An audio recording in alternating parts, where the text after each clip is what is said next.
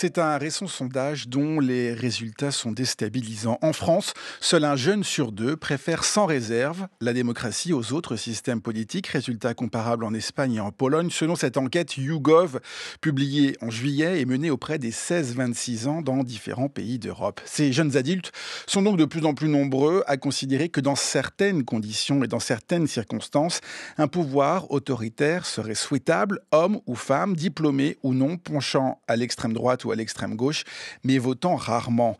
4 d'entre eux vous ont confié leur motivation. Bonjour Marie Boueton. Bonjour. Vous êtes grand reporter à La Croix l'Hebdo et l'autrice de cette enquête publiée il y a quelques jours intitulée « Il nous faudrait un Poutine ». C'est une citation, ces jeunes Français qui rêvent d'un pouvoir autoritaire. J'en ai dit un mot, ces jeunes gens que vous avez rencontrés ont tout type de profil professionnel, de l'employé agricole à l'ingénieur.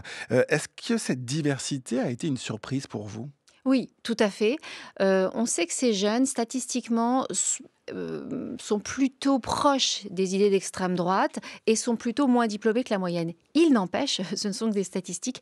Et en effet, parmi les jeunes que j'ai interviewés, j'en retiens 2 notamment sur les 4 qui composent mon papier, qui sont ingénieurs. Hein. Donc il y a eu une excellence académique qui ne les empêche pas, en effet, du fait sans doute malgré tout d'un manque de culture politique et d'un manque de conscience historique, d'être tentés par un régime autoritaire. On a envie de comprendre qui sont ces jeunes. Pour l'instant, et vous le dites d'ailleurs dans votre enquête, ce sont des profils qui sont très peu étudiés en France, parce qu'il est difficile de tenir ce type de discours. Oui, alors il l'assumait de façon relativement désinhibée face à moi, tout en exigeant quand même l'anonymat. C'est-à-dire qu'ils ont quand même la lucidité de se dire si je témoigne à visage découvert, est-ce que je risque pas de ne pas être recruté, etc. Donc ils ont quand même cette lucidité-là.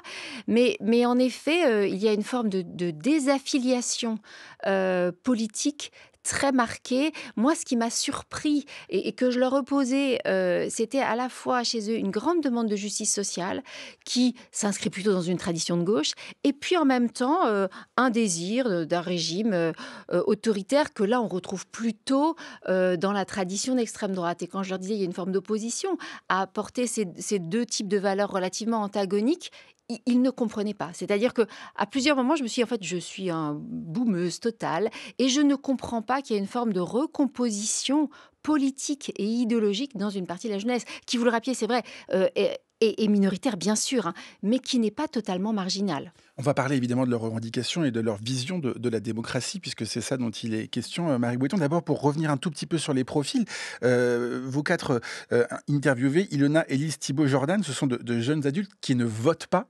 Jamais.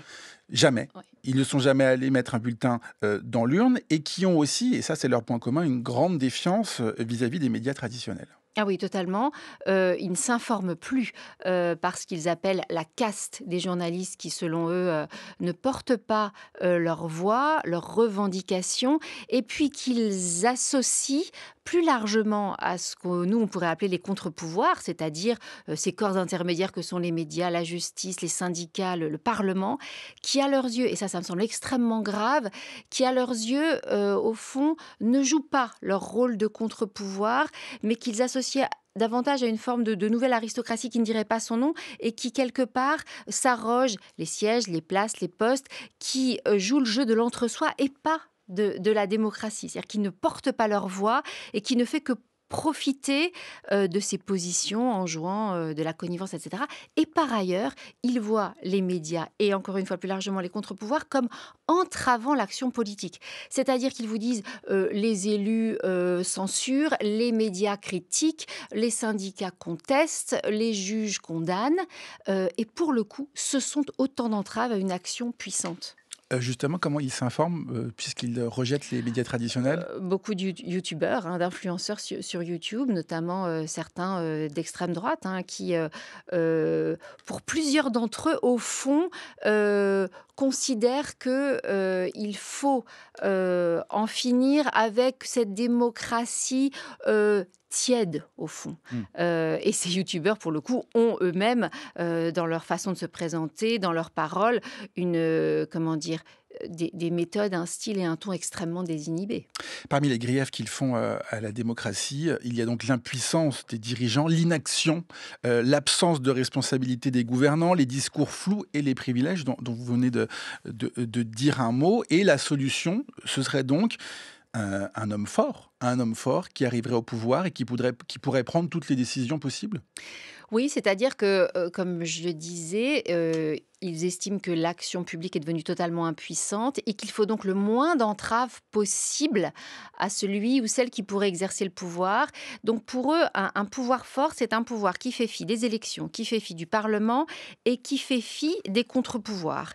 Ils estiment aussi que cette puissance-là, que nous on pourrait associer à un risque de dérive autoritaire ou autoritariste, cette puissance-là pour eux est associée à l'idée d'une protection de l'État-nation et c'est une énorme demande, la demande de protection et de sécurité. Alors on voit toujours la sécurité comme étant une lutte contre la délinquance, c'est plus large que ça. Ils veulent une vie plus sécure au sens économique et social du terme. Et pour eux, un Poutine ou un Trump est à même de leur offrir ça. Oui, c'est ça, il nous faudrait un Poutine, pardon, c'est le titre de votre article, mais effectivement, ces autres hommes forts étrangers, Trump, Erdogan, Milei, ces discours virilistes, et c'est, vous le soulignez, des discours simplistes, c'est aussi ça qui fait que leur oreille est attentive. Ça accroche l'oreille, en effet. Ils étaient plusieurs à me dire, et ça m'a marqué, parce que ça, je pense qu'il faut vraiment qu'on en prenne toute la mesure. Trump, il reconnaissait, il est parfois un peu fou. Ça, c'est pas la Oui, question. Jordan dit le gars est à moitié fou, mais ce n'est pas la question. Au moins, il agit, il prend des décisions pour son peuple, il décide en 3 minutes et bam. Voilà. Et donc il y a à la fois là l'idée que il y a 2 idées là. Il y a à la fois Trump, il nous offre un récit et à plusieurs reprises il me dit: «Au moins Trump, on le comprend. Il est fou certes, mais on le comprend» et là je pense qu'il faut que nous on se remette en question, nous démocratie, vieille démocratie occidentale, sur un discours politique qui s'est sans doute trop technicisé et qui n'offre plus de récit. Or un récit, c'est fondamental. Alors le problème, c'est que le récit de Trump est simpliste, manichéen, binaire, et faux.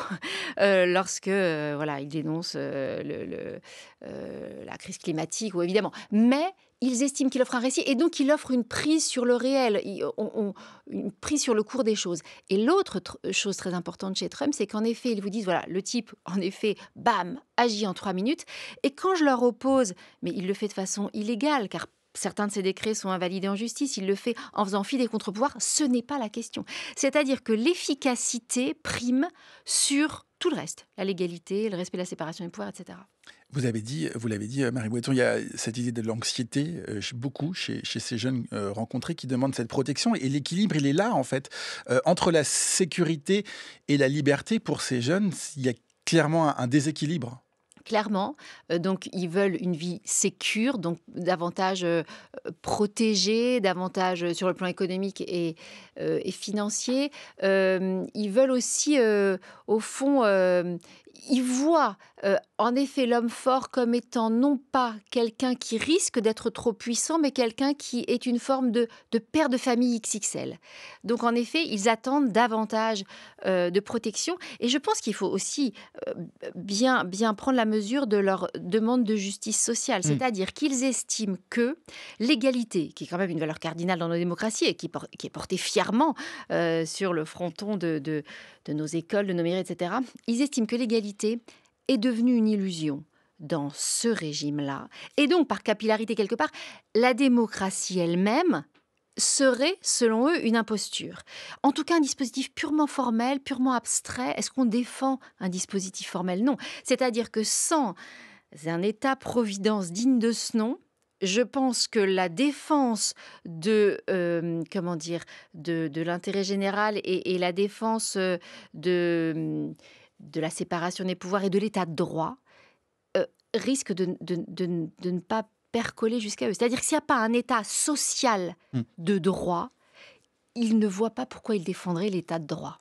La démocratie ne rime plus avec l'amélioration des conditions de vie, comme ça a été le cas, vous le dites, depuis l'après-guerre. Pourtant, ils n'ont connu que ce régime-là. Est-ce qu'il y a aussi l'idée, peut-être, voilà, de se dire, d'être attiré par l'inconnu? Il y Oui. a un dysfonctionnement, essayons autre chose. Totalement. C'est-à-dire que, contrairement à d'autres générations, en tout cas à nos aïeux, qui pour certains sont encore vivants et qui ont connu la Seconde Guerre mondiale, ils n'ont connu que la démocratie, ils en ignorent totalement le prix. Ça, c'est une évidence. Il y a peut-être un manque de culture politique et de conscience historique aussi. Mais c'est vrai que c'est pas tant qu'ils soient critiques de la démocratie en soi, que de la démocratie qu'ils connaissent. Et donc, ils sont tentés par le fait, en effet, d'essayer autre chose. Mais il faut bien se rendre compte que ce sont peut-être plus des démocrates déçus que des autoritaristes convaincus. Ce qui est remarquable dans votre enquête, Marie Boëton, c'est d'abord votre positionnement vis-à-vis de ces jeunes. Vous êtes à l'écoute, mais vous essayez aussi de les mettre face à leurs paradoxes. Avec quel succès? Aucun. Aucun. C'est-à-dire que je pense que par moment, en essayant de contrecarrer ce qu'il disait, en étant le plus humble possible, mais simplement parfois en rappelant les faits, je voyais bien que ça n'avait aucune incidence. C'est-à-dire que je ne les ai pas ramenés à la démocratie, aucunement. Et ça, c'est un vrai enjeu parce que, par ailleurs, lorsque vous finissez par être tenté par un régime autoritariste, le problème, c'est que vous ne voyez plus les vertus du débat. C'est ça, est-ce qu'ils sont intéressés par le débat? Est-ce qu'ils sont prêts à s'engager, à militer, par exemple? Non, pas du tout. C'est-à-dire que, ils le disent eux-mêmes, ils ne veulent même plus d'élection. Donc ils veulent juste pendant 15-20 ans, quelqu'un qui exercerait de manière, autoritaire et sans contradiction le pouvoir. Et d'ailleurs, il y a de gros impensés chez eux. C'est-à-dire qu'ils sont absolument convaincus qu'un homme fort au pouvoir, qui ferait fi donc des contre-pouvoirs, les entendrait et forcément donnerait suite à leurs doléances. Et quand je leur dis: «Mais potentiellement un autoritariste au pouvoir, ça peut donner lieu à une oligarchie, qui voilà, il servira ses amis, à une kleptocratie où on pillera les richesses du pays». Alors là, ils ne l'avaient même pas envisagé. C'est-à-dire que pour eux, forcément, un homme fort les écoutera. Ilona dit par exemple, en fait, la démocratie, elle n'est pas du tout juste pour tout le monde. Et on y revient à cette question de justesse et de justice, à ces inégalités. On est face à une détresse qu'il ne faut pas nier, mais à laquelle il est effectivement difficile de répondre. Et c'est aussi ce qu'apportent les experts que vous avez interrogés. Il faut entendre ce qu'ils ont à dire. Oui, totalement. Les politologues, notamment, rappellent bien que pour Tocqueville, la démocratie, ce n'est pas qu'un régime politique, c'est aussi une communauté d'égaux. Alors Tocqueville ne prenait pas l'égalitarisme strict, mais un minimum de justice sociale qui fait qu'ils ont le sentiment d'appartenir à un collectif sans qu'il y ait de sécession des élites ou choses comme ça. Or là, typiquement, ils sont dans une défiance absolue vis-à-vis de ce régime-là qui, pour eux, n'est plus une communauté d'égaux. Donc il y a une vraie question de justice sociale. Et en effet, Ilona, à laquelle vous faites allusion, à un moment donné, je lui vante les vertus, évidemment, des libertés fondamentales et de ses droits fondamentaux. Et elle me répond, mais moi, je ne mange pas tous les jours et vous me parlez de mes libertés fondamentales. Je pense qu'en effet, avant de juger ces jeunes, il va aussi falloir écouter les ressorts qu'il peut y avoir derrière cette demande d'homme fort. Un dernier mot sur cette démarche, Marie Boëton, vous mettez au début de votre enquête, c'est un dossier pas agréable à lire, mais vous avez dans cette démarche une volonté voilà, de savoir, de comprendre et d'écouter aussi. Oui, je pense qu'il faut qu'on essaie de comprendre les ressorts intimes chez ces jeunes qui les amènent à cela. Encore une fois, ce sont avant tout des démocrates déçus. Et je pense qu'il faut qu'on regarde en face cette réalité-là pour ne pas se dessiller un peu trop tard. Merci beaucoup d'être venu ce matin dans la transition Merci de à la vous semaine. pour cette Marie Boëton, invitation. je rappelle que vous êtes grand reporter à La Croix-l'Hebdo et que l'article enquête dont nous parlions ce matin est intitulé « Il nous faudrait un Poutine, ces jeunes Français qui rêvent d'un pouvoir autoritaire ».